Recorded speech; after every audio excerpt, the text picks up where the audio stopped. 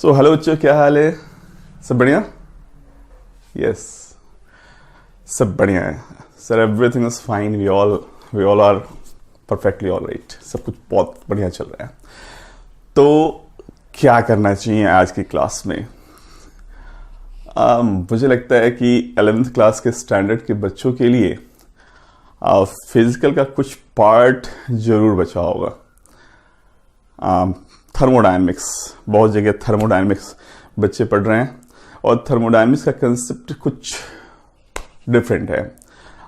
कह सकते हैं थोड़ा डिफिकल्टी लेवल है बच्चों को समझने के लिए in comparison to other chapters. थोड़ा बहुत क्या होता है ना कि थर्मोडायनेमिक्स के अंदर आप साइन कन्वेंशन में उलझ जाते हो।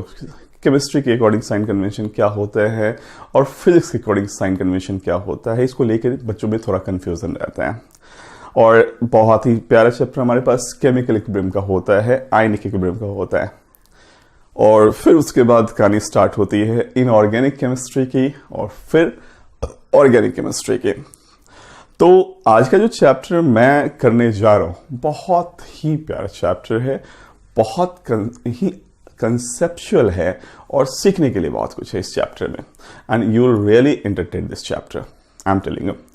बस बने रहो, वीडियोस बिल्कुल लास्ट तक देखो और जितनी भी क्लासेस लाइव इंटरेक्शंस के दौरान यूट्यूब पे जो भी स्ट्रीमिंग हो रही है, जो भी वीडियोस जा रहे हैं, इसको कॉन्टिन्यूटी में देखो यार। कुछ सीखना है तो कॉन्टिन्यूटी में देखना बहुत ज़्यादा ज़रूरी है। आपने एक लेक्चर देख लिया, आप दूसरे लेक्चर को देखा नहीं, आपने फिर तीसरा लेक्चर देख लिया, तो आप इस पोजिशन में नहीं हो बिकॉज आपको ये नहीं पता कि इस चैप्टर के अंदर कंटेंट्स क्या है, इसकी कॉन्टिन्यूटी क्या है, किसके बाद क्या पढ़ना है। तो इसलिए जब तक आप पूरी तरह से इस वीडियो को नहीं देखोगे, पूरी तरह से at the end, till the end, तब तक आपको कुछ बहुत ज़्यादा अच्छा कंसेप्ट नहीं मिलने वाला। Because you are new to this chapter. हाँ, ये अगर टारगेट के बच्चे हैं, टारगेट का मतलब कि जो रिपीटर्स बैच के जो बच्चे होते हैं, उनके लिए वो एट रैंडम कहीं से भी उठा सकते हैं। लेकिन उनके भी प्रॉब्लम ये है कि वो कहते हैं कि sir we have read the entire chapter, लेकिन क्वेश्चंस नहीं बन रहे। भाई क्वेश्चंस नहीं बन रहे क्योंकि आपका थ्योरी क्लियर नहीं है। जब तक थ्योरी पार्ट क्लियर नहीं होगा तब तक क्वेश्चंस कैसे बनेगा? The major problem is this. तो सारी बात मैं बार बार कहता हूं कि थ्योरेटिकल अप्रोच आपका कैसा है, ये सबसे ज्यादा इंपॉर्टेंट बात है। अगर आपकी थ्योरी अच्छी होगी तो डेफिनेटली क्वेश्चंस तो बनेंगे ही बनेंगे। या बाकी थोड़ी बहुत क्या है कि क्वेश्चंस प्रैक्टिस की चीज है।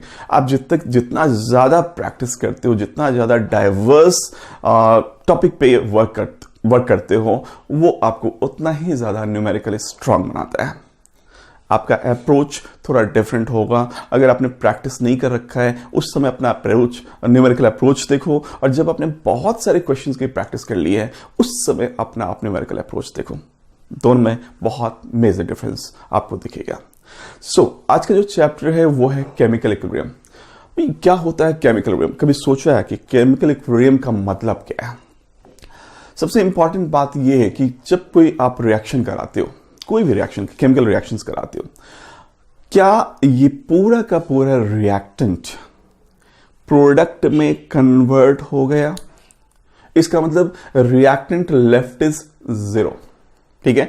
No reactant left, all the reactant is converted to product, ठीक? तो अगर सारे के सारे रिएक्टेंट प्रोडक्ट में कन्वर्ट हो गए तो इसे हम क्या कहेंगे? इस तरह के रिएक्शन को कहेंगे भाई ये रिएक्शन जो है पूरी तरह से कंप्लीट हो चुका है, ठीक है? This is complete reaction. लेकिन अगर वही बहुत सारे ऐसे रिएक्शंस हैं, they never goes to completion, कभी भी कंप्लीट नहीं होते। इसका मतलब कि आप किसी भी स्टेज में मिक्सचर को फाइंड आउट करोगे तो उसके अंदर रिएक्टेंट का भी पार्ट होगा, उसके अंदर प्रोडक्ट का भी पार्ट होगा, ठीक है? इट मीन्स कि ऐसा कुछ कहा जा सकता है कि एक ऐसा स्टेज भी आता है जहां पे मिक्सचर में दोनों के दोनों पार्ट होते हैं, रिएक्टेंट का प्रोडक्ट में कन्वर्जन का रेट और प्रोडक्ट का रिएक्टेंट में कन्वर्जन का रेट, अगर ये दोनों के दोनों बराबर होते हैं, मतलब जिस रेट से रिएक्टेंट प्रोडक्ट में कन्वर्ट हो रहा हो और जिस रेट से प्रोडक्ट रिएक्टेंट में कन्वर्ट हो रहा हो, ठीक है, इस स्टेज को स्टेज ऑफ इक्विलिब्रियम कहते हैं। ठीक है, तो इक्विलिब्रियम के दौरान अगर आप डेंसिटी को फाइंड आउट करोगे, कलर को फाइंड आउट करोगे, प्रेशर को फाइंड आउट करोगे, कंसंट्रेशन ऑफ रिएक्टेंट और प्रोडक्ट को फाइंड आउट करोगे, तो उसमें कोई रिमार्केबल चेंज देखने को नहीं मिलेगा। कह सकते हैं कि ये जो प्रॉपर्टीज है उस पर्टिकुलर इक्विलिब्रियम स्टेज के दौरान ये सारी की सारी क्या होने जा रही है, फिक्स्ड होने जा रही है। That is not going to change. इतनी सारी मैंने बातें बोल दी, लेकिन आपको ये बात समझ में नहीं आई कि सर इक्विलिब्रियम का मतलब क्या है। चलिए मैं एक छोटा छोटा कुछ रिएक्शंस दिखाता हूं आपको, और रिएक्शंस दिखाने के बाद बताता हूं कि क्या ये रिएक्शन इक्विलिब्रियम अटेंड कर सकता है या नहीं कर सकता है। एक बात पक्की है कि जो रिएक्शन पूरी तरह से कंप्लीट हो चुका है, पूरा का पूरा रिएक्टेंट जो प्रोडक्ट में कन्वर्ट हो चुका है, रिएक्टेंट पूरी तरह से एग्जॉस्ट हो चुका है, ठीक है, the reaction is completed 100%। In that case, वैसे केस में फिर से ये जो प्रोडक्ट होगा रिएक्टेंट में नहीं कन्वर्ट हो सकता। तो जो भी रिएक्शन 100% कंप्लीट हो जाए वो कैसे रिएक्शंस होते हैं? They are irreversible reactions. Irreverse मतलब जिसको हम रिवर्ट नहीं करा सकते। ठीक है, कुछ रिएक्शंस ऐसे देखेंगे जहां पे रिवर्सिबिलिटी साइन, रिवर्सिबल रिएक्शंस आप करा सकते हो, लेकिन उसके लिए भी कुछ खास कंडीशंस हैं। लेकिन रिएक्शन जो 100% कंप्लीट हो जाए वो कभी भी रिवर्सिबल रिएक्शंस की कैटेगरी में नहीं डाल सकते। बात क्लियर है? चलिए तो कुछ रिएक्शंस देखते हैं। एक तो आपके हो गए रिवर्सिबल रिएक्शंस और एक हो गए इररिवर्सिबल रिएक्शंस। रिवर्सिबल रिएक्शंस कभी भी that never goes to completion, लेकिन irreversible reactions that goes to completion. ठीक है, इसका मतलब केमिकल इक्विलिब्रियम की बात हम इररिवर्सिबल रिएक्शंस पे नहीं कर सकते। तो केमिकल इक्विलिब्रियम की बात केवल और केवल हम किस तरह के रिएक्शंस पे कर सकते हैं? रिवर्सिबल रिएक्शंस में कर सकते हैं, जो रिएक्शंस रिवर्ट हो जाए। जैसे कुछ एग्जाम्पल मैं आपको दे दूं और इस एग्जाम्पल के बेसिस पे मैं आपसे पूछना चाह रहा हूं कि क्या ये रिएक्शंस रिवर्सिबल हैं या क्या ये रिएक्शंस इररिवर्सिबल हैं। आप फाइंड आउट करके बताओ क्या होना चाहिए। तो I am just giving you some reactions. ये कुछ रिएक्शन है BaCl2 प्लस Na2SO4 Na2SO4। ठीक है, क्या ये बना रहा है? This is forming BaSO4 precipitate और साथ में 2NaCl। क्या लगता है कि ये जो रिएक्शन है क्या ये रिवर्सिबल रिएक्शन है या इररिवर्सिबल रिएक्शन है? ठीक है, तो रिवर्सिबल रिएक्शन और इररिवर्सिबल रिएक्शन की पहचान कैसे करते हैं देखते हैं। देखिए, ये जो बैरियम क्लोराइड था इसने यहां पे प्रेसिपिटेट का फॉर्मेशन कर दिया। This is the precipitate of barium sulphate, white precipitate. जो चीज प्रेसिपिटेट में कन्वर्ट हो चुकी है वो बॉटम में जाकर के सेटल हो जाएगा, या आप कह सकते हैं वो प्रेसिपिटेट के फॉर्म में रहेगा। अब ऐसे कंडीशन में ये फिर से प्रेसिपिटेट इसके साथ मिल करके क्या ये बना सकता है? तो barium sulphate again react with sodium chloride to give barium chloride and Na2SO4. This reaction is not possible. ये रिएक्शन पॉसिबल नहीं होगा। ठीक है, इट मीन्स इसका मतलब ये है कि जहां भी प्रेसिपिटेट का फॉर्मेशन होता है, एक बार प्रेसिपिटेट का फॉर्मेशन हो गया then it cannot be revert. इसको आप रिवर्ट नहीं करा सकते। ठीक है, तो प्रेसिपिटेशन रिएक्शन, ये जो प्रेसिपिटेशन रिएक्शन, ये किस तरह के रिएक्शंस होंगे?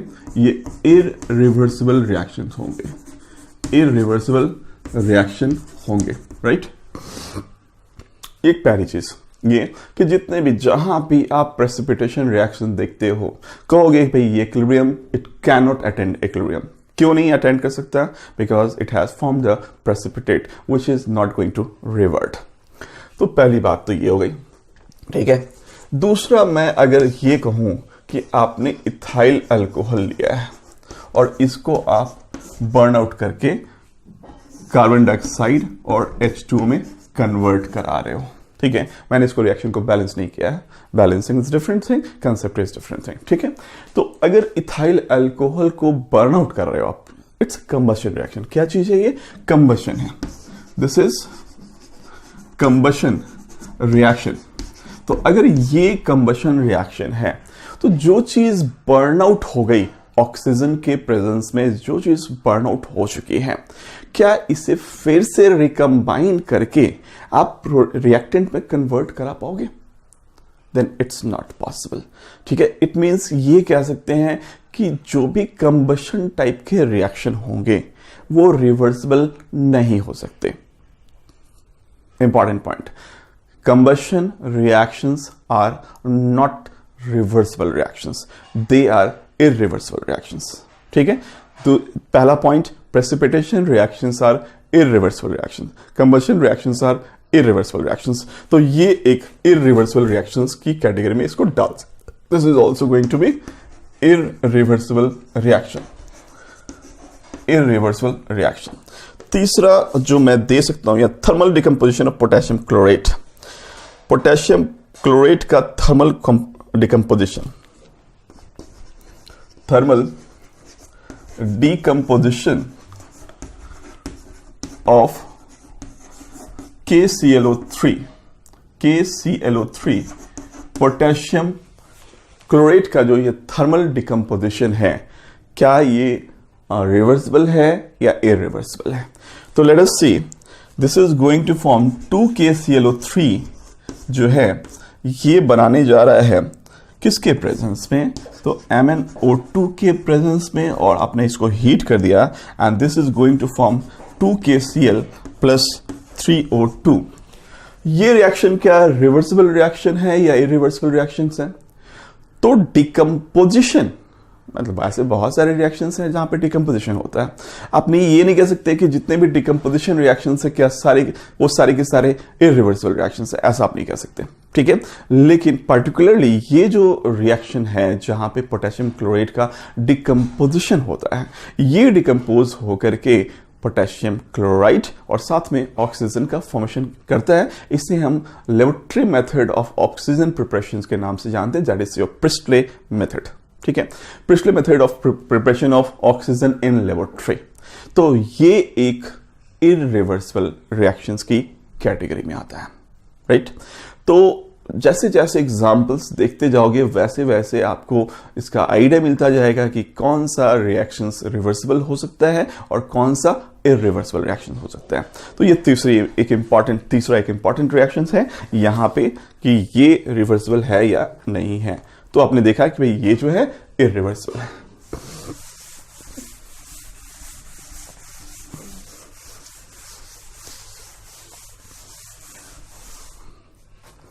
Now coming to the fourth one, neutralization reaction की बात करते हैं।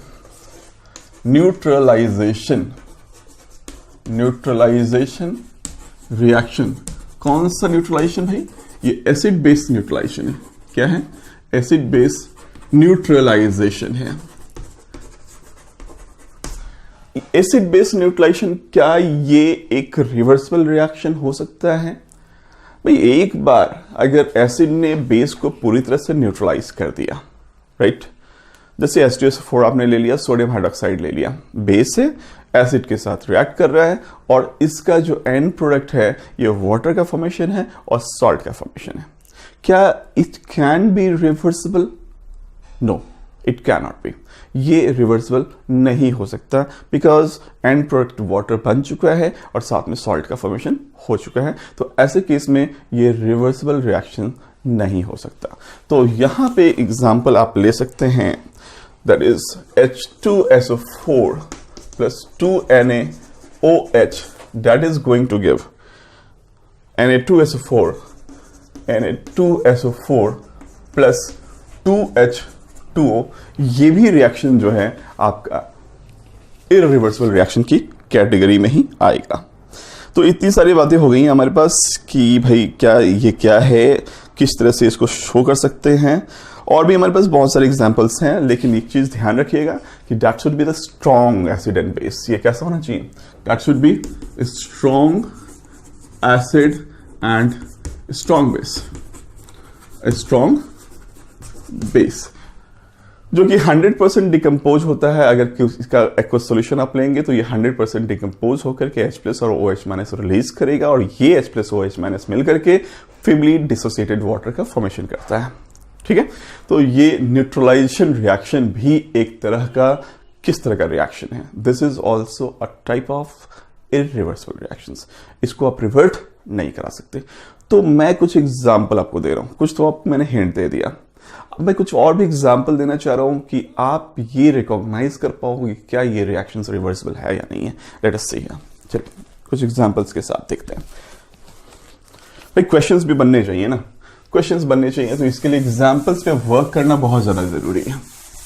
आप भी समझते होंगे इस बात को। भाई ये केमिकल इक्विलिब्रियम का पूरा चैप्टर हो गया, ठीक है भाई, थियोरेटिकल हो गया यार, लेकिन क्वेश्चंस बनने चाहिए। क्वेश्चंस बनने के लिए क्या है, जब तक आप एनसीईआरटी बेस्ड एग्जाम्पल पे वर्कआउट नहीं करोगे कैसे क्वेश्चन बना पाओगे? ठीक है, ये एक इक्विलिब्रियम को समझाने का तरीका अलग होता है यार, लेकिन जब क्वेश्चंस पूछे जाते हैं तो उस समय ये चीज काम नहीं करता। हाँ, इक्विलिब्रियम आपने समझ लिया अच्छे से, लेकिन न्यूमेरिकल अप्रोच कैसे डेवलप कर पाओगे? ये तभी डेवलप होगा जब आप एग्जाम्पल्स पे वर्कआउट करोगे। ठीक, मैं कुछ एग्जाम्पल्स दे रहा हूं आपको। चलिए कुछ एग्जाम्पल्स हैं मेरे पास, लेट्स सी। यहां पे अमोनियम नाइट्राइड, ये NH4NO2 डिकम्पोज कर रहा है, दिस इज डिकम्पोजिशन, डिकम्पोज करके this is giving N2+2H2O, this is a kind of decomposition reaction. ये डिकम्पोजिशन है। मैंने पहले बता दिया कि सारे के सारे डिकम्पोजिशन रिएक्शंस इरिवर्सिबल हों ऐसा कोई जरूरी नहीं है। PCl5 PCl3+Cl2 में टूट जाता है, तो क्या ये इरिवर्सिबल रिएक्शन की कैटेगरी में आ गया? नहीं। अगर इसी रिएक्शन को आप क्लोज कंटेनर के अंदर कराते हैं तो फिर ये रिवर्सिबल हो जाता है। ठीक है, देन AgNO3+NaCl, ठीक है, एंड PbNO3 का whole twice plus 2Ki SnCl2 plus 2FeCl3 that gives SnCl4 plus 2FeCl3, 2Mg plus O2 that gives 2MgO, and ये रिएक्शंस आपके पास कुछ इस तरह से हैं, and Fe3O4 plus 4H2 3Fe plus 4H2O। तो ये रिएक्शन हमारे पास कुछ इस तरह से है। Let us work on this reaction, इस पे जरा वर्कआउट कर लेते हैं। NaNO3 and this is your PbI2 and plus 2KNO3। चलिए भाई, इतने सारे रिएक्शंस हैं, सब पे जरा वर्कआउट करते हैं, थोड़ा काम करते हैं इस पे। सबसे पहली बात है, ये डिकम्पोजिशन है। किस टाइप का रिएक्शन है भाई? ये डिकम्पोजिशन है। किसका डिकम्पोजिशन है? तो अमोनियम नाइट्राइट का डिकम्पोजिशन है। अमोनियम नाइट्राइट का जो डिकम्पोजिशन आप देख रहे हो, ठीक है, this is going to be irreversible. ये इरिवर्सिबल रिएक्शंस है, इसको आप रिवर्ट नहीं करा सकते। This is, you can not revert this, okay, irreversible reaction. Now ये दोनों जो रिएक्शन आप देख रहे हो, ये दोनों रिएक्शन किस तरह के रिएक्शंस हैं? AgNO3 NaCl के साथ रिएक्ट करके AgCl प्लस NaNO3 का फॉर्मेशन कर रहा है। क्या ये प्रेसिपिटेट है? Is this precipitate? Yes, AgCl white precipitate. PbI2, क्या ये प्रेसिपिटेट है? This is also precipitate. इसका मतलब दोनों के जो दोनों रिएक्शंस हैं ये प्रेसिपिटेशन रिएक्शन है। और मैंने पहले बता दिया कि प्रेसिपिटेशन रिएक्शंस की कैटेगरी क्या होती है। भाई प्रेसिपिटेशन रिएक्शन क्या होता है? प्रेसिपिटेशन रिएक्शन जो होता है वो इरिवर्सिबल होता है। इक्विलिब्रियम की बात वहां पे आप नहीं कर सकते, क्योंकि इक्विलिब्रियम की बात केवल आप रिवर्सिबल रिएक्शन में कर सकते हैं जो रिवर्ट कर सके। तो दिस इज इरिवर्सिबल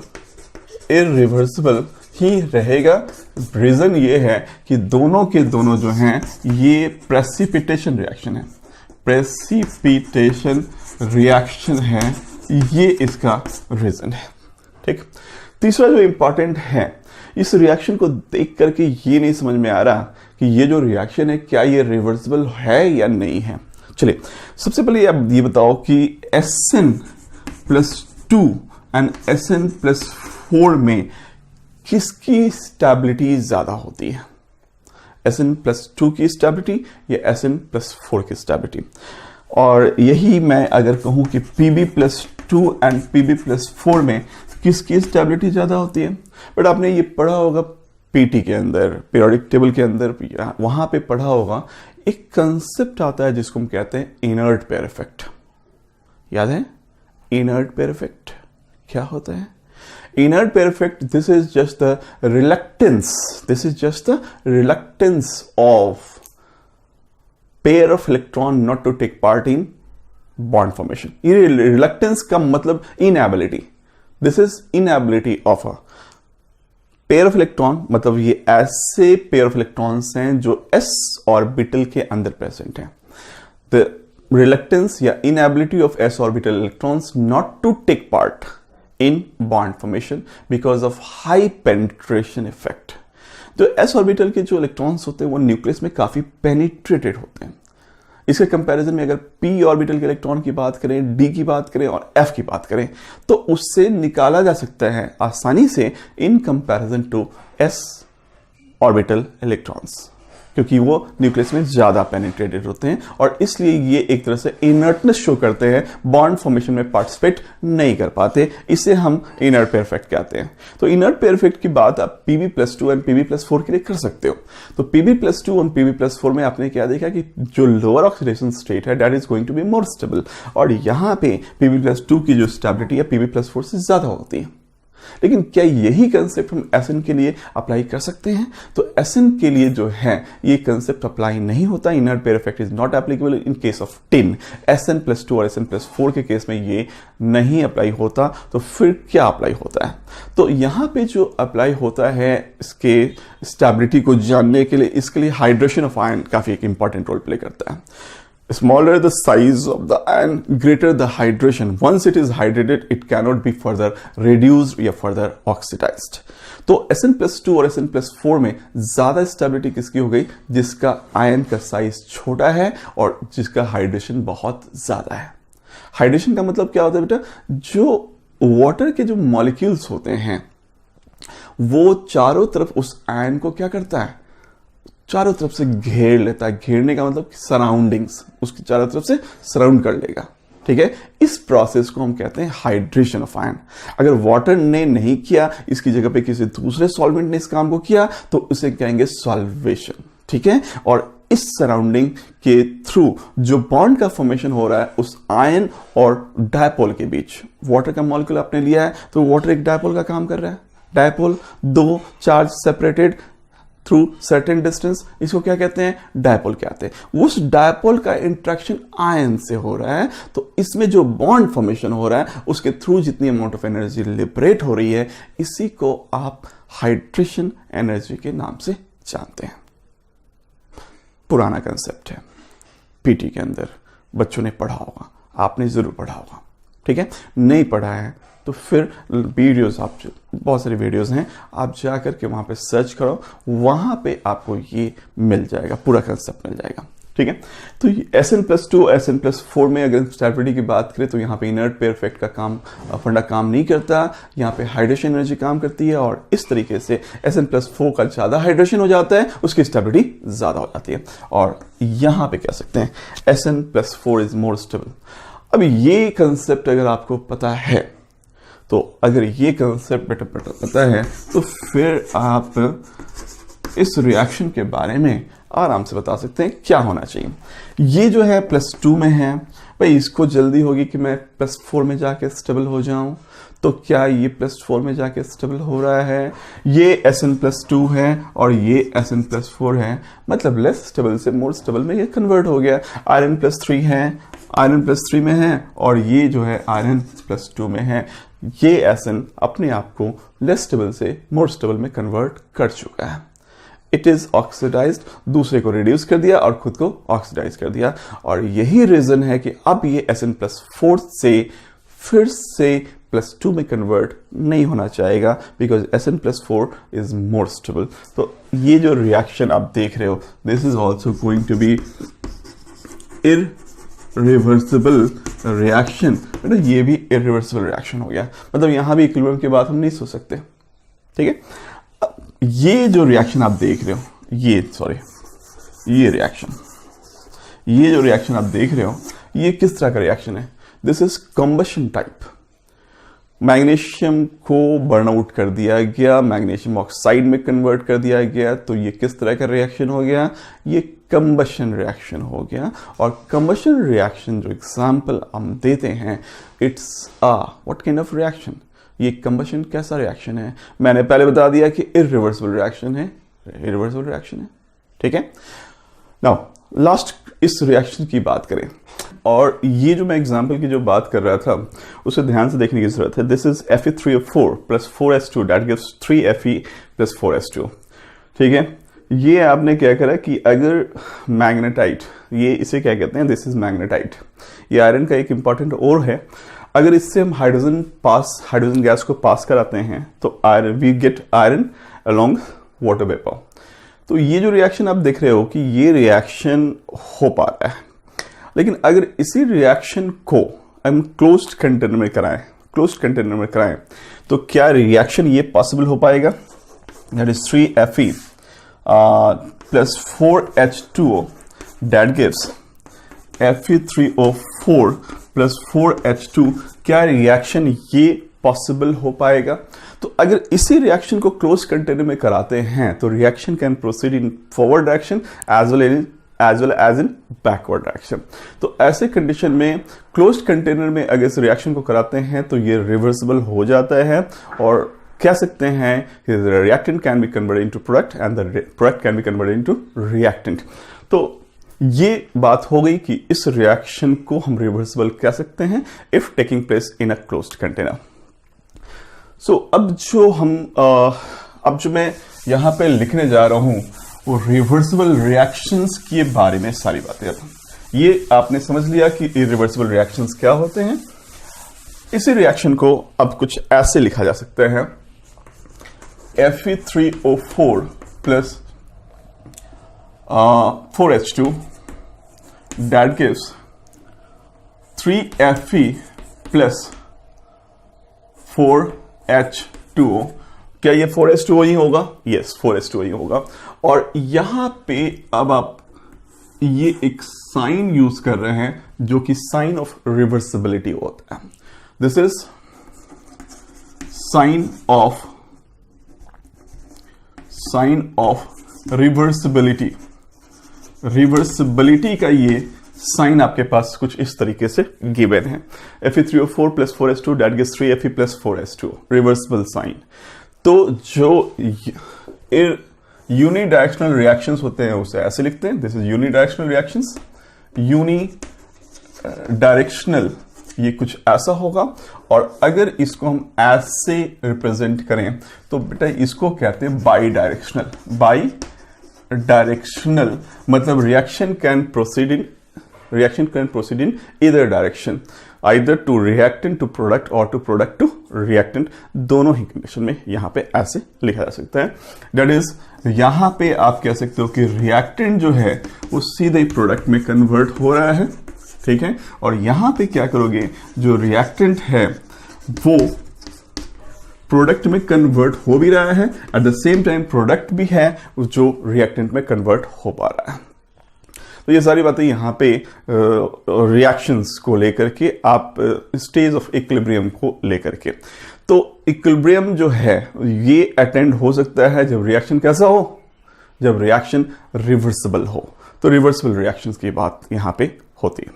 तो रिवर्सिबल रिएक्शंस क्या हैं? रिवर्सिबल रिएक्शंस क्या हैं? तो कुछ examples, late us see the examples of reversible reactions. Reversible reactions के कुछ एग्जांपल्स देखिए। CaCO3 sign of reversibility, that is CaO plus CO2, then CH3COOH plus C2H5OH, इसे हम कहते हैं एस्टरिफिकेशन, ईस्टर का formation. CH3 COO C2H5 plus H2O and PCl5 reversible sign, PCl3 plus Cl2। बहुत सारे रिएक्शंस हैं। कितने रिएक्शंस मैं लिखूं? 2HI equilibrium sign H2 plus I2। बहुत सारे रिएक्शंस भी। NH4HS equilibrium sign, that gives NH3 plus H2S, NH3 plus H2S। ठीक है, तो plenty of examples are there for reversible reactions। और जो इक्विलिब्रियम की बात करनी है ये केवल और केवल रिवर्सिबल रिएक्शन को लेके करनी है। ठीक है, तो इतनी सारी बातें, ये सब कुछ। अब एक चीज मैं बता दूं कि रिएक्शंस के दौरान जब इक्विलिब्रियम की हम बात करते हैं तो कंसंट्रेशन, क्या आपको लगता है कि एक बार इक्विलिब्रियम अटेंड हो गया तो क्या रिएक्शन स्टॉप हो गया? नहीं, रिएक्शन स्टॉप नहीं हुआ। ठीक है, स्टॉप नहीं हुआ because this is in dynamic. ये डायनेमिक नेचर का होता है। कैसे होता है? It is in dynamic nature, reaction does not stop. ये रिएक्शन स्टॉप नहीं होता, रिएक्शंस होता रहता है, लेकिन जो प्रोडक्ट का कन्वर्जन रिएक्टेंट में कन्वर्ट होने का जो रेट है और जो रिएक्टेंट का कन्वर्जन प्रोडक्ट में कन्वर्ट होने का जो रेट है, ये रेट केवल बराबर हो जाता है। अब उस दौरान अगर आप रिएक्टेंट के कंसंट्रेशन की बात करेंगे और प्रोडक्ट के कंसंट्रेशन की बात करेंगे तो दैट विल नॉट चेंज, वो चेंज नहीं होने जा रहा। ठीक है, एक सर्टेन टेम्परेचर पे अगर आप इसको फाइंड आउट करेंगे तो ये चेंज नहीं होने जा रहा, neither the concentration of the reactant not product.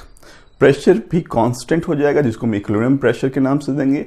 Concentration her reactant और हर प्रोडक्ट का कांस्टेंट हो जाएगा, जिसे इक्विलिब्रियम कंसंट्रेशन कहेंगे। ठीक है, टेम्परेचर इक्विलिब्रियम टेम्परेचर हो गया, जिस टेम्परेचर पे इक्विलिब्रियम अटेंड हो चुका है। ठीक है, लेकिन रिएक्शन स्टॉप नहीं होगा, ये डायनेमिक नेचर का होता है। ठीक है, तो इस पे अब कुछ फर्दर आगे जो हम बात करते हैं, कुछ ग्राफिकल रिप्रेजेंटेशंस देखते हैं। भाई ग्राफ कैसा होता है इस तरह के रिएक्शंस का, कैसे ग्राफ देख पाएंगे? देखिए, ग्राफ की बात अगर देखी जाए तो ये एक ग्राफ प्लॉट किया जा रहा है। This is concentration and this is time graph, concentration time graph है ये। तो इस कंसंट्रेशन टाइम ग्राफ में जो आप रिएक्शन देखोगे, जैसे यहां पे आपके पास जो रिएक्शन है ये कुछ ऐसा है कि A प्लस बी या कुछ भी हो सकता है। ये जो ग्राफ आप देखोगे, ये कुछ ग्राफ कुछ इस तरीके से आएगा। इसका मतलब समझना है कि इसका मतलब क्या है। ठीक है, और ये ग्राफ कुछ ऐसा जाएगा। हमें इन दोनों ग्राफ का मतलब समझना है। ठीक है, दोनों ग्राफ का क्या मतलब है, लेट अस सी। भाई ये जो ग्राफ आप देख रहे हो, ये जो ग्राफ है भैया, ये जो ग्राफ है ये रिएक्टेंट के लिए है, रिएक्टेंट का।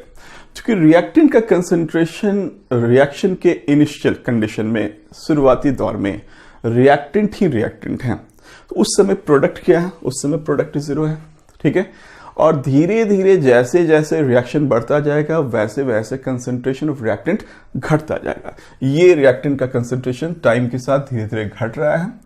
और ये जो ग्राफ आप देख रहे हो, ये ग्राफ किसके लिए है? This is for product.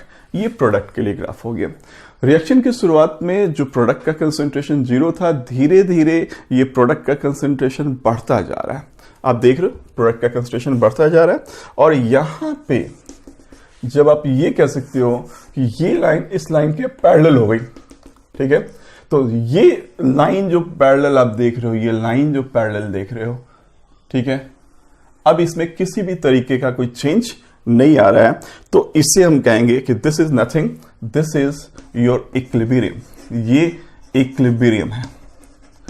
अब इस इक्विलिब्रियम, जब इक्विलिब्रियम अटेंड हो चुका है, तो ऐसे में आप देखो ये जो रिएक्टेंट था, चाहे ये ए और बी हो, सी और डी हो, कुछ भी हो, ठीक है, इसका कंसंट्रेशन अब स्टैटिक हो गया, that is not going to change. इसका कंसंट्रेशन फिक्स्ड हो गया, that is not going to change. लेकिन रिएक्शन बाबू स्टॉप नहीं हुआ है, ठीक है। तो इस तरह से हम यहां पे कह सकते हैं कि जब इक्विलिब्रियम अटेंड हो जाता है, तो वैसे कंडीशन में कंसंट्रेशन ऑफ रिएक्टेंट और concentration of product that is not going to change with the time, time के साथ वो चेंज नहीं होगा। उससे पहले ये डायनेमिक फेज है, ये स्टैटिक फेज है। This is your dynamic condition, ये डायनेमिक है। डायनेमिक का मतलब concentration keep on changing with the passage of time, और पैसेज ऑफ टाइम, और ये जो आप देख रहे हो ये स्टैटिक, स्टैटिक स्टैटिक स्टैटिक, मतलब अब ये चेंज नहीं हो रहा है, ठीक है। अब सिमिलर हम दूसरा जो है एक ग्राफ मैं आपके लिए प्लॉट कर रहा हूं। ये ग्राफ जो है ये रेट वर्सेस टाइम का ग्राफ है। ये रेट वर्सेस टाइम के ग्राफ के लिए क्या कर सकते हो आप, ठीक है। देखिए ये जो रेट वर्सेस टाइम का ग्राफ है, कुछ ये ग्राफ ऐसे प्लॉट कर सकते हैं, इस तरीके से। क्या मतलब होता है अभी तुरंत आपको समझ में आ जाएगा बच्चे, ये ऐसे, ठीक है। इसका जरा मतलब समझने की कोशिश करते हैं कि आखिर ये ग्राफ क्या रिप्रेजेंट करने की कोशिश कर रहा है, ठीक है। तो ये रेट एंड टाइम ग्राफ है। क्या लगता है कि यहां पे रेट ऑफ, या कह सकते हैं कि this is rate of forward reaction. Forward reaction का मतलब कि आपने कुछ रिएक्शन लिखा है ए प्लस बी और equilibrium sign C plus D, ठीक है। तो रेट ऑफ फॉरवर्ड रिएक्शन का मतलब धीरे धीरे जो है रेट, शुरुआत में जब रिएक्शन आपने स्टार्ट करा तो धीरे धीरे जो है rate of forward reaction, rate of forward reaction का मतलब क्या हो गया, जब ये रिएक्टेंट प्रोडक्ट में कन्वर्ट कर रहा होगा तो उसको हम कहेंगे rate of forward reaction, rate of forward reaction, जिसको आरएफ से डिनोट कर रहे हैं। और जब ये प्रोडक्ट रिएक्टेंट में कन्वर्ट हो रहा होगा तो इसे कहेंगे रेट ऑफ बैकवर्ड रिएक्शन। तो जब इक्विलिब्रियम अटेंड नहीं हुआ था उस समय ये जो रिएक्टेंट है, ये रिएक्टेंट के लिए है और ये किसके लिए, दिस इज फॉर प्रोडक्ट, ये प्रोडक्ट के लिए है, and this is for reactant, ये रिएक्टेंट के लिए है, ठीक है। तो रिएक्टेंट का जो रेट है, जिसको कह सकते हैं rate of forward reaction, rate of forward reaction, ये फॉरवर्ड रिएक्शन धीरे धीरे धीरे धीरे ये घटता जाएगा, ठीक है। This is rate of forward reaction, forward reaction का रेट। और ये जो ये प्रोडक्ट आप जो देख रहे हो, ये जो आप देख रहे हो ग्राफ, ये किसके लिए, प्रोडक्ट के लिए। This is rate of backward reaction, backward reaction. ये rate of forward reaction and rate of backward reaction, ये दोनों के दोनों जाकर के बराबर हो गए। इसका मतलब यहां पे कह सकते हैं, इस वाले पॉइंट पे कह सकते हैं कि दोनों के रेट बराबर हो गए हैं। इसका मतलब है कि equilibrium stage is attend, equilibrium का स्टेज अटेंड हो चुका है। तो यहां पे कुछ कह सकते हैं, यहां पे इस वाले पॉइंट पे के फर्दर, इसको मैं दूसरे मार्कर से दिखाऊं तो ज्यादा सही रहेगा। जब दोनों का रेट यहां पे बराबर हो गया तो इस पॉइंट के बाद ये जो स्टेज आपको दिख रहा है, ये इक्विलिब्रियम का स्टेज दिख रहा है, ठीक है। तो इक्विलिब्रियम का मतलब ये हुआ गया जब रेट ऑफ फॉरवर्ड रिएक्शन किसके बराबर हो गया, रेट ऑफ बैकवर्ड रिएक्शन के बराबर हो गया, तब that is rate of forward reaction is equal to rate of backward reaction। ये कौन सा स्टेज होगा, दिस इज एट इक्विलिब्रियम, ये इक्विलिब्रियम के दौरान जब इक्विलिब्रियम अचीव हो जाएगा तब कुछ ऐसा होने जा रहा है। Okay, getting my point. दोनों का रेट बराबर हो गया, rate of forward reaction becomes equal to rate of backward reaction, ठीक है। और ये कौन सा स्टेज होगा, ये इक्विलिब्रियम का स्टेज होगा। ये सारी बातें आप समझ में आ रही है। अब एक चीज बताना ये है कि भाई कैटलिस्ट का क्या कुछ इंपॉर्टेंट रोल हो सकता है कि नहीं। क्या कैटलिस्ट, अगर पॉजिटिव कैटलिस्ट आपने यूज किया, एक चीज तो क्लियर है कि पॉजिटिव कैटलिस्ट आप यूज कर रहे हो, प्रोमोटर्स यूज कर रहे हो, तो ये रिएक्शन के रेट को बढ़ा देते हैं, ठीक है। रेट ऑफ रिएक्शन को क्या करते हैं, बढ़ा देते हैं। और इक्विलिब्रियम जल्द से जल्द, जितनी जल्दी अटेंड हो सकता है वो अटेंड हो जाता है। तो क्या इस पे कंसंट्रेशन का कोई इफेक्ट होता है? क्या ये कंसंट्रेशन को इफेक्ट करने जा रहा है? नो, ये कंसंट्रेशन को इफेक्ट नहीं करने जा रहा है। ये केवल और केवल इक्विलिब्रियम जितनी जल्दी से जल्दी अटेंड हो, ये इसकी केवल व्यवस्था कर रहा है, ठीक है। इसका मतलब क्या है कि रेट ऑफ फॉरवर्ड रिएक्शन को इसने बढ़ा दिया, रेट ऑफ बैकवर्ड रिएक्शन को बढ़ा दिया। तो दोनों का रेट क्या है, बराबर होना है, तभी इक्विलिब्रियम अटेंड होगा। तो रेट ऑफ फॉरवर्ड अगर रेट ऑफ बैकवर्ड के बराबर हो गया तो इक्विलिब्रियम इज अचीव्ड। और पॉजिटिव कैटलिस्ट ने केवल ये काम किया है कि इसने रिएक्शन के एक्टिवेशन एनर्जी को क्या किया है, डिक्रीज किया है, डिक्रीज कर दिया है। क्योंकि जितने भी स्लो मूविंग रिएक्शंस होते हैं, जो बहुत धीमी गति से होने वाले रिएक्शंस होते हैं, इसका एक्टिवेशन एनर्जी क्या होता है, बहुत ज्यादा होता है। और हमें क्या करना है, पॉजिटिव कैटलिस्ट को यूज करके उसके एक्टिवेशन एनर्जी को घटा देना है। इसका मतलब बस बहुत ही सिंपल तरीके से ये समझो कि रिएक्टेंट के मॉलिक्यूल के पास जब तक एनर्जी किसके बराबर नहीं हो जाए, थ्रेशोल्ड के बराबर नहीं हो जाए। थ्रेशोल्ड का मतलब एक minimum amount of energy reactant के पास, एक्स्ट्रा कुछ और अमाउंट ऑफ एनर्जी चाहिए उस रिएक्टेंट के मॉलिक्यूल को। रिएक्टेंट के पास अपनी एनर्जी है, उस रिएक्टेंट के मॉलिक्यूल को और कितना अमाउंट ऑफ एनर्जी दिया जाए ताकि ये थ्रेशोल्ड तक पहुंच जाए। थ्रेशोल्ड का मतलब एक बार थ्रेशोल्ड एनर्जी को उसने अचीव कर लिया तो अब प्रोडक्ट में कन्वर्ट आसानी से हो सकता है। तो इसके लिए थ्रेशोल्ड को अचीव करने के लिए रिएक्टेंट की अपनी जो एनर्जी होगी उसमें कुछ एक्स्ट्रा अमाउंट ऑफ एनर्जी चाहिए होता है, जिसे हम एक्टिवेशन एनर्जी कहते हैं।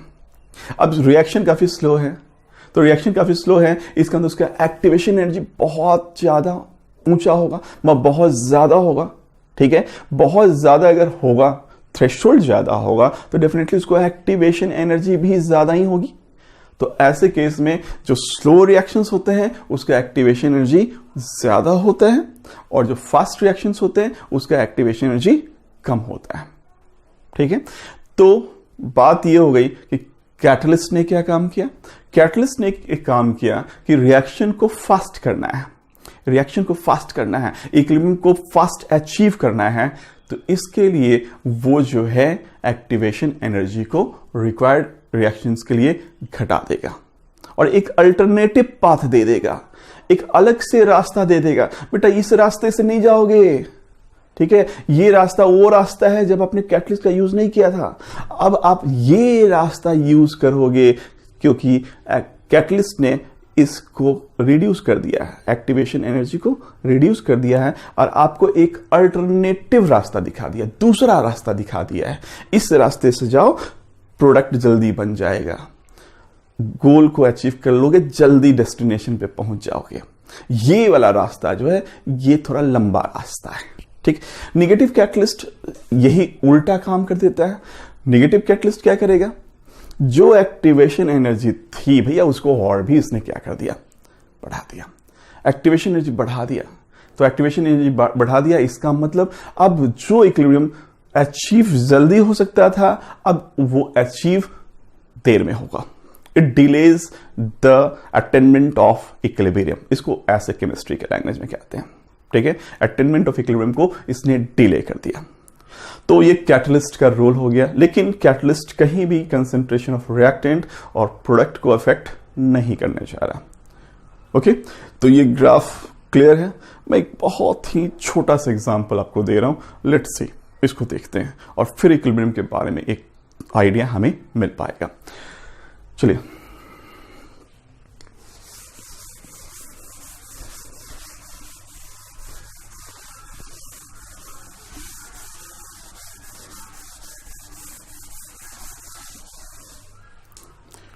तो देखिए क्या है, मैं जो हूं, देखिए एग्जाम्पल्स जब तक आपके टेक्स्ट बुक से रिलेटेड नहीं होगा, स्टडी मटेरियल से रिलेटेड नहीं होगा, क्वेश्चंस नहीं बनने वाले यार, बिल्कुल नहीं। चलिए देखिए क्या है, आपने मान लो आइस ले लिया, ठीक है, और ये आइस जो है इक्विलिब्रियम में किसके साथ रह सकता है?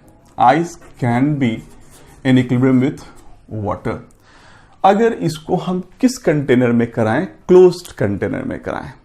ये सब फिजिकल इक्विलिब्रियम के एग्जांपल्स हैं, ठीक है, फिजिकल इक्विलिब्रियम जहां पे फिजिकल फेनोमेना हो रहा है। दूसरा, यही अगर वाटर ले लिया है और ये वेपर में, वाटर वेपर में कन्वर्ट हो रहा है, वाटर वेपर में कन्वर्ट हो रहा है, ये भी इक्विलिब्रियम अटेंड हो सकता है। ये 0 डिग्री सेंटीग्रेड पे और ये 100 डिग्री सेंटीग्रेड पे, ठीक है। सिमिलरली अगर कोई आप जैसे I2 लेते हैं, ये I2 सॉलिड ले लिया और ये I2 गैस में कन्वर्ट हो गया, ठीक है, तो इससे हम कहेंगे कि ये अपने सब्लिमेशन टेम्परेचर पे सब्लाइम कर चुका है और सॉलिड डायरेक्टली गैस में कन्वर्ट हो गया बिना लिक्विड में गए हुए। तो ये सब्लिमेशन टेम्परेचर टी सब्लिमेशन का मतलब हो गया कि जिस टेम्परेचर पे ये सब्लाइम कर जाए वही सब्लिमेशन टेम्परेचर है, ठीक है। तो ये सारा केस इक्विलिब्रियम का है, लेकिन प्रोवाइडेड ये सारे के सारे जो रिएक्शंस होने चाहिए क्लोज कंटेनर के अंदर होने चाहिए। ओपन कंटेनर में अगर इसको कराओगे तो फिर इक्विलिब्रियम अटेंड नहीं हो पाएगा, क्योंकि आइदर ऑफ द रिएक्टेंट और द प्रोडक्ट, जो कि मिक्सचर की कंडीशन में आप रिएक्टेंट भी पा रहे हो प्रोडक्ट भी पा रहे हो, उसमें से अगर कोई भी स्केप कर गया, सिस्टम अगर ओपन रहेगा तो वो स्केप कर जाएगा, और स्केप कर जाएगा, स्केप की हुई चीज फिर से वापस आएगी नहीं। वैसे केस में क्या इक्विलिब्रियम अटेंड हो पाएगा? नहीं, ठीक है। तो इक्विलिब्रियम अटेंड होने के लिए सिस्टम का क्लोज रहना जरूरी है, बहुत ज्यादा जरूरी है। अब एक एग्जांपल मैं दे रहा हूं आपको कि दिस इज N2O4 और ये जो है 2NO2 में कन्वर्ट हो रहा है। ये कलर जो है ये ब्राउन गैस है। कैसा है? दिस इज ब्राउन गैस, और ये जो है कलरलेस है। दिस इज कलरलेस, ये कलरलेस है और ये ब्राउन गैस है। कुछ इसको आप ऐसा समझो कि आपने क्या करा, एक बॉटल ले लिया, you have taken a bottle, ठीक है, और इस बॉटल के चारों तरफ क्या किया है आपने? इस बॉटल के चारों तरफ आपने आइस डाल दिया। ये आइस के क्यूब्स हैं, ठीक है। इसका मतलब इसका टेम्परेचर 0 डिग्री सेंटीग्रेड अटेंड कर दिया। इसके अंदर केवल और केवल क्या ले रखा है? N2O4 ले रखा है। We have taken only N2O4, ठीक है, N2O4 ले रखा है। अब जब N2O4 लिखा है तो क्या ये कलरलेस होने की वजह से बिल्कुल ट्रांसपेरेंट दिखेगा? ये ट्रांसपेरेंट दिखेगा, कलरलेस है, ट्रांसपेरेंट दिखेगा। अब इसी को अगर आप कन्वर्ट कहाँ दे दें, इसी को अगर आप 100 डिग्री सेंटीग्रेड पे कन्वर्ट कर दें या 25 डिग्री सेंटीग्रेड पे कन्वर्ट करते हैं। चलो भाई यहां देखते हैं, ये क्या कर रहे हैं, क्या जा रहा है? क्लोज कंटेनर है। अब इसको हमने 25 डिग्री सेंटीग्रेड पे ट्रांसफर कर दिया। पहले किस पे था? 0 डिग्री सेंटीग्रेड पे। अब इसको हमने किस में ट्रांसफर कर दिया? 25 डिग्री सेंटीग्रेड, मतलब रूम टेम्परेचर पे ट्रांसफर कर दिया। तो ये जो अब अंदर का जो कंटेंट है ये ट्रांसलूसेंट दिख रहा है, ट्रांसलूसेंट दिख रहा है। इसका मतलब ये है कि ये ट्रांसपेरेंट जो पहले दिख रहा था उस तरह से अब नहीं दिख पा रहा है। क्या रीजन रहा होगा? रीजन बहुत सिंपल है। जब आप N2O4 ले रहे हैं तो ये N2O4 का जो स्ट्रक्चर बेटा कुछ ऐसा होता है, ये स्ट्रक्चर कुछ ऐसा होता है। आप ये 0 डिग्री सेंटीग्रेड पे था, जैसे इसको 25 डिग्री सेंटीग्रेड पे ले जाएंगे तो इसके बीच का जो एग्जिस्टिंग बॉन्ड है इस तरीके से टूटना स्टार्ट होगा, ठीक है। और जब ये टूटना स्टार्ट होगा तो अब ये कन्वर्ट हो जाएगा कुछ इस तरीके से, ये कुछ इस तरीके के कंपाउंड में कन्वर्ट हो जाएगा। ऐसे से कितने मोल? 2 मोल, ठीक है। क्या यहां पे अनपेयर्ड इलेक्ट्रॉन का प्रेजेंस है या ऑड इलेक्ट्रॉन का प्रेजेंस है? अनपेयर्ड है, इलेक्ट्रॉन का प्रेजेंस है, और इसकी वजह से ये जो गैस है NO2 ये ब्राउन गैस के फॉर्म में दिखता है, ठीक है। तो 25 डिग्री सेंटीग्रेड पे what happening, 25 degree 25 degree centigrade पे ये जो N2O4 है इसके बीच का एग्जिस्टिंग बॉन्ड टूटेगा। अभी ये कलरलेस था, कैसा था? This was colourless, this was colourless, ये कलरलेस था, ठीक।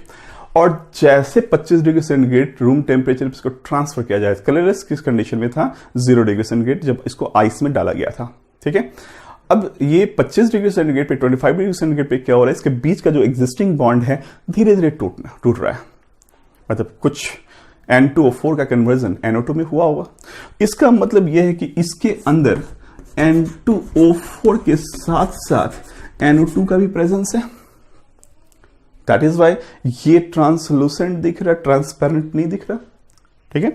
अब फर्दर जब इसको बॉइलिंग कहां पे कन्वर्ट करते हैं, इसको बॉइलिंग वाटर में ट्रांसफर कर दिया जाए। वाटर बॉयल कर रहा है और कंटेनर को अपने बॉइलिंग वाटर में डाल दिया। अब बॉइलिंग वाटर में डाल दिया तो ऐसे में ये जो अब कंटेनर है ये पूरी तरह से ओपेक दिखेगा और कैसा दिखेगा? ब्राउनिश दिखेगा। This will be brownish. Why brownish? 100 degree centigrade पे व्हाट हैपनिंग, 100 डिग्री सेंटीग्रेड पे जब अपने रूम टेम्परेचर से इसको 100 डिग्री सेंटीग्रेड बॉइलिंग वाटर में इस बॉटल को डाल दिया तो इसके बीच के जितने भी एग्जिस्टिंग बॉन्ड थे N2O4 के केस में वो सारा का सारा बॉन्ड टूट चुका है, ठीक है। क्योंकि 100 डिग्री का सेंटीग्रेड का टेम्परेचर काफी ज्यादा होता है, इसके बीच का एग्जिस्टिंग बॉन्ड सारा का सारा ब्रेक कर जाएगा, टूट जाएगा, और टूटने के बाद वो पूरी तरह से NO2 में कन्वर्ट हो जाएगा।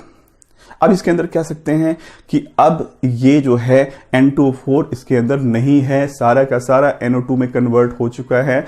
तो इट में कहा जा सकता है कि इट हैज ओनली NO2, केवल NO2 है। अब बताओ यार, इस तरह के रिएक्शन में कब आप इसको रिवर्ट करा सकते हैं, कब तक रिवर्ट करा सकते थे? अब ये जो इसमें कन्वर्ट हो गया पूरी तरह से N2O4 डिकम्पोज हो चुका है, टूट चुका है, NO2 में कन्वर्ट हो चुका है, तो ये रिएक्शन कैसा हो गया? ये रिएक्शन इरिवर्सिबल हो गया। लेकिन अभी तक का रिएक्शन जो 25 डिग्री सेंटीग्रेड तक का जो रिएक्शन था इसको आप रिवर्ट करा सकते थे, रिवर्ट हो सकता था। N2O4 का कन्वर्जन NO2 में, NO2 का कन्वर्जन N2O4 में, ये रिवर्सिबल था। तो इट मीन्स कि इस रिएक्शन के लिए जो 25 डिग्री सेंटीग्रेड का टेम्परेचर है उससे कौन सा टेम्परेचर कहेंगे? That will be reversible reaction और इक्विलिब्रियम टेम्परेचर कहलाएगा। कौन सा टेम्परेचर कहलाएगा? इक्विलिब्रियम टेम्परेचर कहलाएगा। अब 25 डिग्री से सेंटीग्रेड से जैसे आप 100 पे चले जा रहे हो, यार इतना ज्यादा अमाउंट ऑफ हीट दे दिया आपने, इतना टेम्परेचर इंक्रीज कर दिया कि अब ये पूरी तरह से डिकम्पोज हो गया। The reaction is completed now, that is why the reaction becomes irreversible. बहुत ही छोटा, बहुत ही कॉमन एग्जांपल जो आपके सामने इस तरह से। बेटा कुछ मुझे लगता है कि थोड़ा बहुत इक्विलिब्रियम समझ रहे होगे आप, थोड़ा बहुत, ठीक है। अब यहां पे रिवर्सिबल साइन दिया, इसका मतलब ये रिवर्सिबल है। यहां पे रिवर्सिबल साइन नहीं दे रहा हूं, मैं यूनिडायरेक्शनल दे रहा हूं, इसका मतलब ये हुआ कि अब ये रिवर्ट नहीं हो सकता। Got it?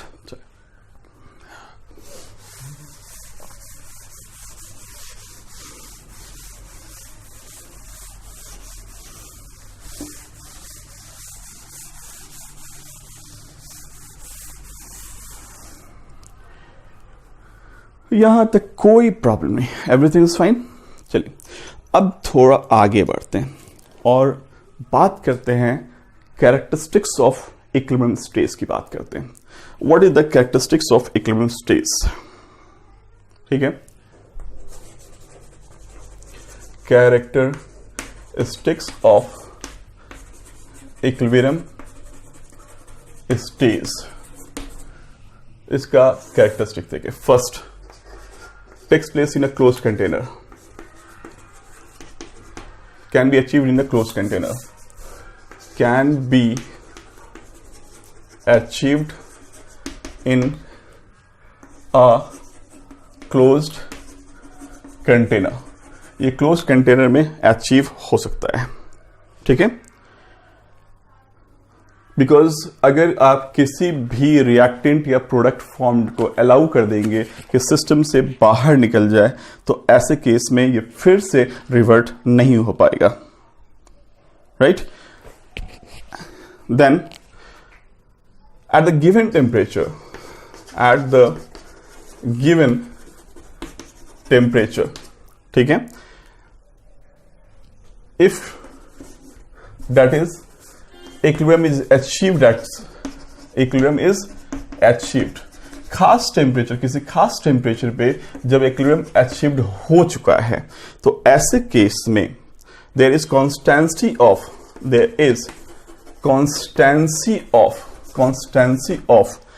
certain properties, कुछ खास प्रॉपर्टीज की कॉन्स्टेंसी हो जाएगी, कांस्टेंट रह जाएगा, such as pressure, concentration, density of color,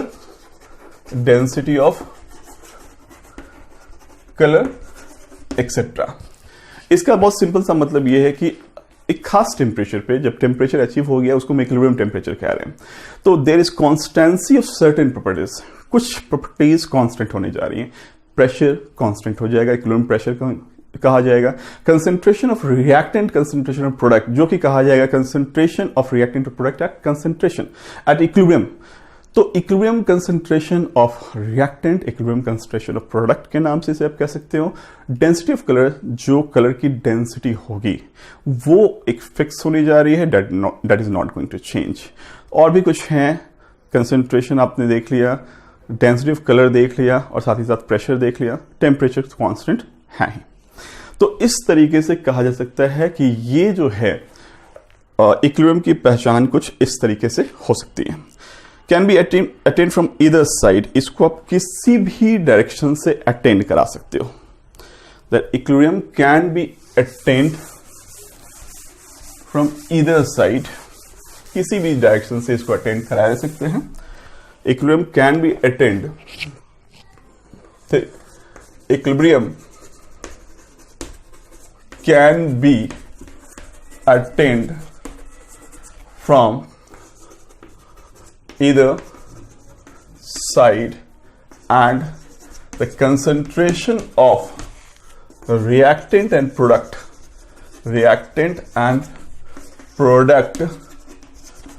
is constant at equilibrium. Equilibrium के दौरान जो है प्रोडक्ट और रिएक्टेंट का जो कंसंट्रेशन है वो कांस्टेंट होने जा रहा है, that is not going to change with time. देखिए यहां पे कुछ ग्राफ यहां पे दे रखा है, इस ग्राफ को समझने की कोशिश कीजिए। ये ग्राफ कुछ ऐसा और ये ग्राफ कुछ ऐसा और ये ग्राफ कुछ ऐसा दे रखा है। कौन कौन सा क्या क्या ग्राफ किस किस चीज को रिप्रेजेंट कर रहा है, हमें ये समझना है, ठीक है। ये ग्राफ कंसंट्रेशन वर्सेस टाइम का ग्राफ है और ये खास है, this is your H2, this is I2।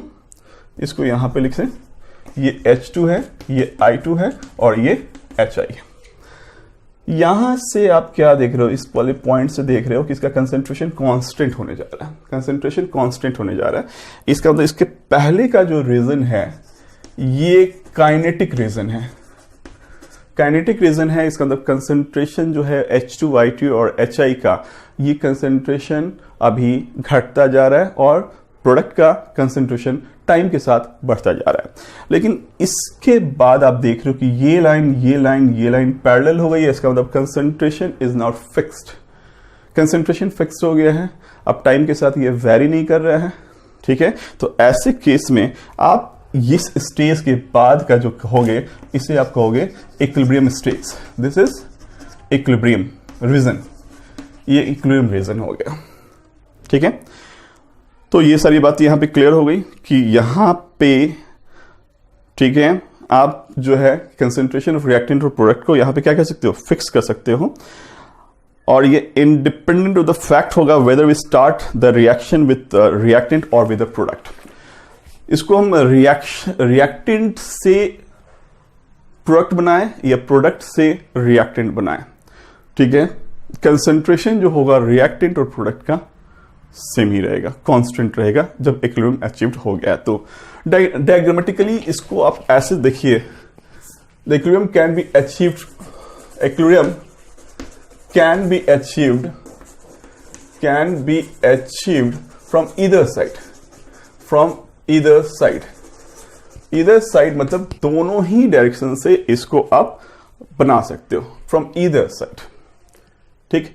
either side के लिए आपको ये ग्राफ से दिखाना होगा कि भाई either side से इक्विलिब्रियम कैसे अचीव हो सकता है और कैसे इसका कंसंट्रेशन कांस्टेंट होगा, चाहे हम रिएक्टेंट की तरफ से मूव करें या प्रोडक्ट की तरफ से मूव करें, ठीक। चलिए देखिए इसके ग्राफ को देखते हैं। आप ये ग्राफ कुछ मैं ऐसे बनाने जा रहा हूं, दोनों ग्राफ को एक साथ, ठीक है। दिस इज, ये ग्राफ कुछ ऐसे ड्रॉ करा मैंने, और ये जो ग्राफ है उसको हमने कुछ ऐसे ड्रॉ करा। पूरे ग्राफ का मैं मतलब समझा रहा हूं।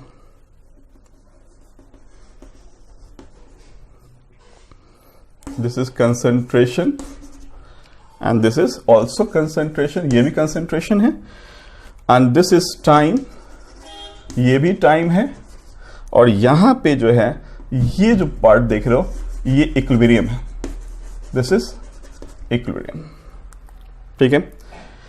H2 प्लस I2, HI, और ये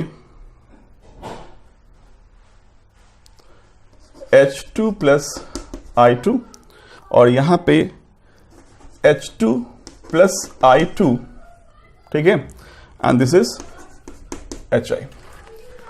ये ग्राफ कुछ ऐसा आपको दिख रहा है, ठीक है। इसका मतलब ये है कि आप चाहे 2HI that gives H2 plus I2 इधर से मूव करो चाहे इधर से मूव करो, ये दोनों ग्राफ को हमने एक ही में प्लॉट कर दिया है, और इस तरीके से जो इक्विलिब्रियम कंसंट्रेशन आप देख पा रहे हो वो HI का देखो या H2I2 का देखो, that is going to be same, that is independent of that direction of approach. मतलब आप फॉरवर्ड डायरेक्शन में मूव कर रहे हो या बैकवर्ड डायरेक्शन में मूव कर रहे हो, इससे कोई फर्क नहीं पड़ रहा, equilibrium will achieved, equilibrium achieved होगा, और उस टाइम में जो कंसंट्रेशन होगा H2 का, I2 का और इवन HI का concentration that is going to be fixed, ठीक है। तो ये ग्राफ से इस चीज को आप समझ सकते हो। यहां पे any problem? I think no problem, ठीक है। चलिए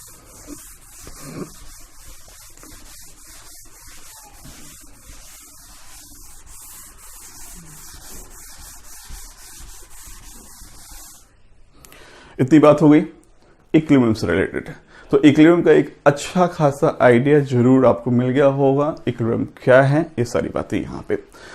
अब मैं जरा देखता हूँ यार, एक इक्विलिब्रियम कांस्टेंट की बात करनी है कि इक्विलिब्रियम कांस्टेंट क्या होता है और किस तरीके से आप इक्विलिब्रियम कांस्टेंट को समझ सकते हैं, इसके क्या कैरेक्टरिस्टिक्स हैं, एवरीथिंग, ठीक है। चलिए तो let us see a reversible reaction. Let us take a reversible reaction. Take a reversible reaction. एक रिवर्सिबल रिएक्शन मैं यहां पे लेने जा रहा हूं, that is A plus B, equilibrium sign कर दिया यहां पे C प्लस D, ठीक है। एक चीज यहां पे देखा जा सकता है कि इक्विलिब्रियम में एक जो हेट्रोजीनियस के केस में भी इक्विलिब्रियम हो सकता है, होमोजीनियस के केस में भी इक्विलिब्रियम हो सकता है। होमोजीनियस कंडीशन का मतलब क्या हो गया? होमोजीनियस कंडीशन का मतलब ये हो गया कि जो रिएक्टेंट और जो प्रोडक्ट है, ठीक है, इवन मिक्सचर में भी वो किसी एक ही फेज में रहेगा। आप ये कह सकते हो कि रिएक्टेंट और प्रोडक्ट सारे के सारे बन रहे हैं, ठीक है, और ये सब के सब किसी एक ही स्टेज में है, किसी एक ही फेज में है, तो उसको हम कहेंगे होमोजेनियस कंडीशन में इक्विलिब्रियम अटेंड होना। और अगर ये डिफरेंट फेजेस में प्रेजेंट है, solid is there, gas is there और लिक्विड इज देयर, तो एक ही रिएक्शन के अंदर डिफरेंट फेजेस अगर प्रेजेंट हो, एक से ज्यादा फेज में अगर ये रिएक्शन हो रहा है, तो उसे हम हेट्रोजेनियस इक्विलिब्रियम कहेंगे। तो होमोजेनियस इक्विलिब्रियम क्या है, हेट्रोजेनियस इक्विलिब्रियम क्या है, ये बात क्लियर हो गई। अब इससे जरा देखते हैं कि भाई ये जो है रिवर्सिबल रिएक्शन को यहाँ पे हम बात करना चाह रहे हैं कि what is equilibrium constant stands for. Equilibrium constant क्या होता है, समझते हैं इसे।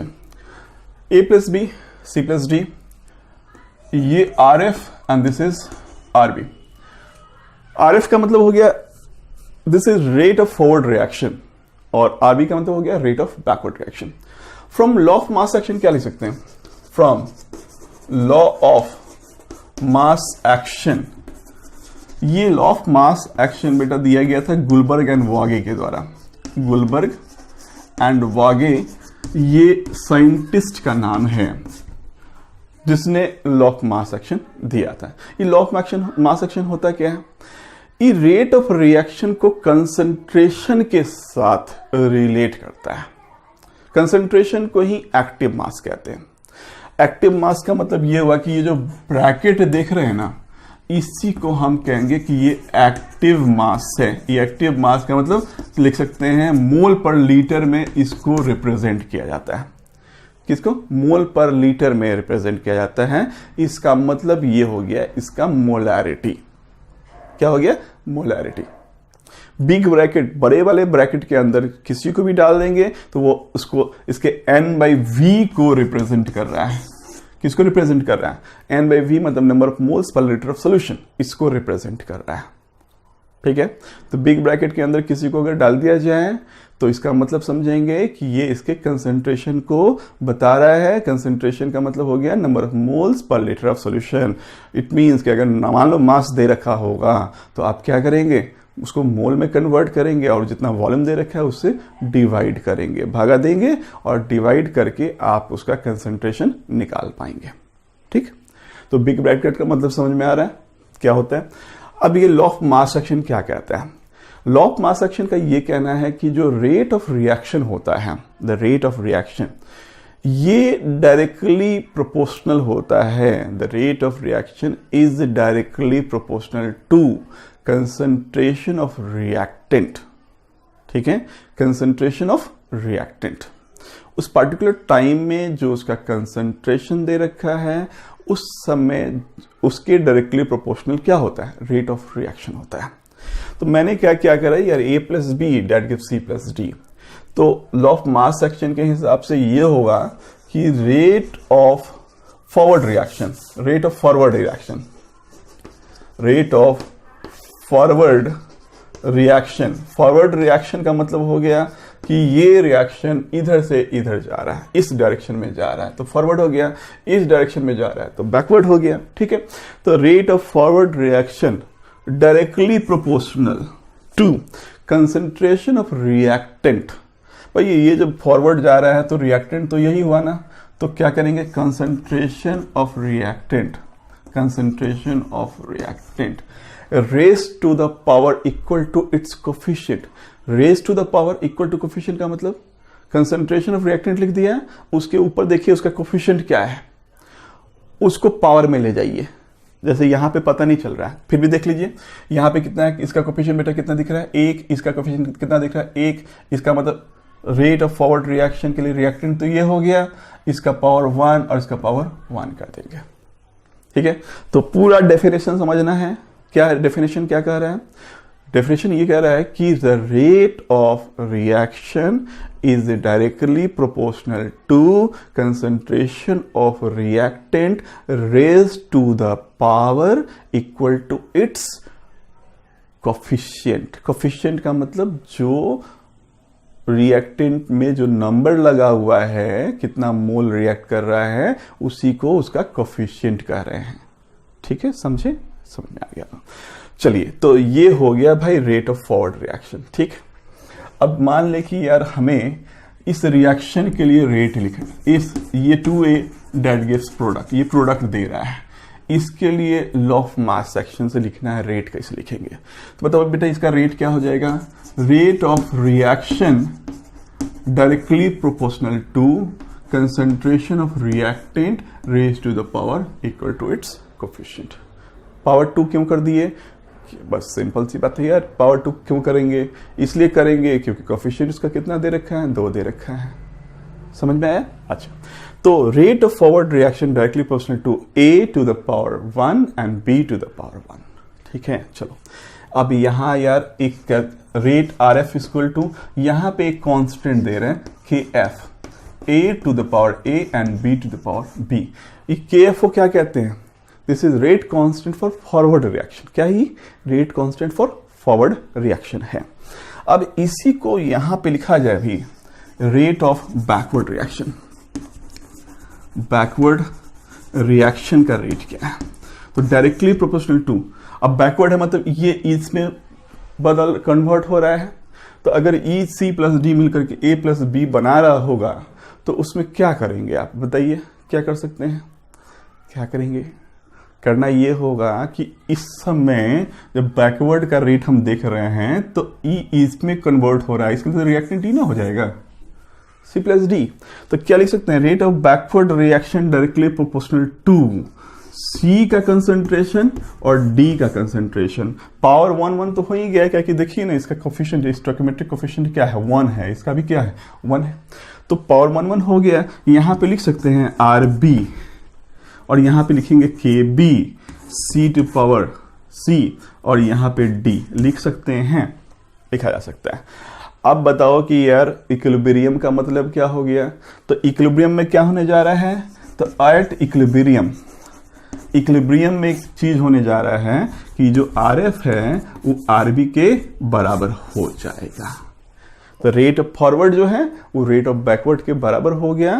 तो इसी को हम कहेंगे कि E हो गया इक्विलिब्रियम का स्टेज। कोई दिक्कत? देखिए, बड़ा ही सिस्टमैटिक अप्रोच है, सिस्टमैटिक अप्रोच। कोई जल्दीबाजी ना हमें है, ना कोई जल्दीबाजी आपको होनी चाहिए। पढ़िए ऐसा लगे कि क्लासरूम में पढ़ रहे हैं। ये ऑफलाइन का क्लास है, ऑफलाइन क्लासेस, बिल्कुल सिस्टमैटिक तरीके से पढ़ना है, कहीं कोई जल्दीबाजी नहीं। ऐसा पढ़ो यार कि जैसे लगे कि नहीं आई एम गेटिंग एवरीथिंग, सब कुछ मिल रहा है। अब क्या यार वीडियोस में क्या होता है, बातें बहुत ज़्यादा होती हैं, बातें इतनी ज़्यादा बातें होती हैं कि बस बातें ही बातें। पढ़ाने वाले बहुत सारे टीचर पढ़ाते रहते हैं। अल्टीमेटली एम तो एक ही है। इन जो भी वीडियोस हैं, जो भी चैनल्स, हमारे जो चैनल्स हैं या जितने भी दूसरे चैनल्स हैं, इन सब का बस एक ही मोटिव है, आप बच्चों को बेहतर से बेहतर एजुकेशन प्रोवाइड करना। ये बेहतर से बेहतर एजुकेशन प्रोवाइड करने की हमारी कोशिश जारी है। आपकी क्या कोशिश होनी चाहिए कि ये जो आपको दिया जा रहा है इसको क्या करना है? लेना है। अब ये कितनी इफिशिएंसी से आप इसको ले पाते हैं, नहीं ले पाते हैं, ये बेटा कुछ हद तक हमारे पे भी निर्भर करता है, लेकिन मुझे लगता है कि 90% जो है आप पे निर्भर करता है। जब चीज़ों को आप समझना चाहेंगे, जब चीज़ों को आप सीखना चाहेंगे तो डेफिनेटली सीखेंगे, पक्का सीखेंगे, मुझे यकीन है। ठीक है, तो कोशिश यही होनी चाहिए कि आप कोई भी चीज़, अरे यार इक्विलिब्रियम में मैं एक बात बताता हूँ, इक्विलिब्रियम कहीं पे भी हो, गो एनीवेयर, कहीं पे भी जाओ। 11th क्लास के जो बच्चे इक्विलिब्रियम पढ़ते हैं या कुछ भी ऊपर के क्लास के जो बच्चे इक्विलिब्रियम पढ़ते तो यही है, बिल्कुल एग्जैक्टली यही चीज़ पढ़ते हैं। लेकिन क्या होता है, रिपीटर्स के बच्चों को उतना ज़्यादा डिटेल नहीं कराया जाता क्योंकि वो पहले से एक बार पढ़ चुके होते हैं। और ये जो 11th क्लास के जो बच्चे हैं, नन्हे मुन्ने प्यारे प्यारे बच्चे जो हैं, इनके लिए इक्विलिब्रियम या कोई भी चैप्टर जो भी आप पढ़ रहे हैं ये सब पहली बार पढ़ रहे हैं, तो इसको बहुत ही प्यार से और बड़े ही सलीके से बहुत ही सिस्टमैटिकली पढ़ाने की ज़रूरत है, एक एक चीज़ बताते हुए। अब जो एग्जाम्पल्स मैंने मान लो यार डे टू डे लाइफ का एग्जाम्पल भर दिया, इतने सारे एग्जाम्पल्स दे दिए, लेकिन जब न्यूमेरिकल बनाने की बारी आई तो हमने समझ तो लिया है कि इक्विलिब्रियम क्या होता है, लेकिन इसको इम्प्लीमेंट कैसे किया जाए सर, जो केमिकल रिएक्शंस हैं उसमें कैसे इम्प्लीमेंट किया जाए, कैसे इस क्वेश्चन को प्रोसीड किया जाए, तो इसके लिए एग्जाम्पल्स भी आपके केमिस्ट्री से ही लिंक्ड होने चाहिए। जितने ज़्यादा एग्जाम्पल्स लिंक्ड होंगे उतने सारे क्वेश्चंस बनने जा रहे हैं। अल्टीमेटली एम भी तो यही है कि क्वेश्चंस बने और हम जो अचीव करना चाह रहे हैं अपने गोल को उसको अचीव कर पाएं। तो बस एम पे फोकस होकर पढ़ाई कीजिए, डेफिनेटली आपको बेनिफिट होगा, फायदा होगा। लास्टली बहुत ज़्यादा नहीं कहना चाहता आप लोगों को, बस एक बात कहता हूँ, वीडियोस ठीक लगे, अच्छी लगे कि नहीं सर ने ठीक पढ़ाया है, सर ने कुछ अच्छा किया, सर ने अच्छा प्रयास किया है हमें समझाने का, तो एक लाइक और साथ ही साथ वीडियोस को शेयर करो यार, वीडियोस को शेयर करो। अपने आप तक क्यों कन्फाइंड, इतने कंजूस क्यों हो आप लोग, अपने आप तक क्यों इसको कन्फाइंड रखते हो? शेयरिंग से नॉलेज एक ऐसी चीज़ है कि इसको जितना ज़्यादा शेयर करो उतना ज़्यादा बढ़ता है। एक छोटा सा एग्जाम्पल मैं आपको दे रहा हूँ, कोई चीज़ आपको नहीं समझ में आ रही हूँ, ठीक है, एक बार उसको आपने पढ़ लिया और अपने 10 दोस्तों को बैठा करके उसको समझाया, अरे इसमें ऐसा होता है, इसमें ऐसा होता है, इसमें ऐसा होता है। अब आप उन 10 दोस्तों को पढ़ाने के बाद, समझाने के बाद आप अपना कंसेप्ट देखो, आपका कंसेप्ट कहाँ से कहाँ बिल्डअप हो गया। यू नो एवरीथिंग, आपने तो उस क्वेश्चन का, उस पार्टिकुलर कंसेप्ट का पोस्टमार्टम कर दिया पूरी तरह से, पोस्टमार्टम। अब पोस्टमार्टम करने के बाद बचा क्या है उसके अंदर देखने के लिए, सब कुछ तो देख लिया आपने, ठीक है। एग्जैक्टली यही चीज़ होती है, नॉलेज को शेयर किया करो, जितना ज़्यादा शेयर करोगे उतना ही आपको फ़ायदा होगा।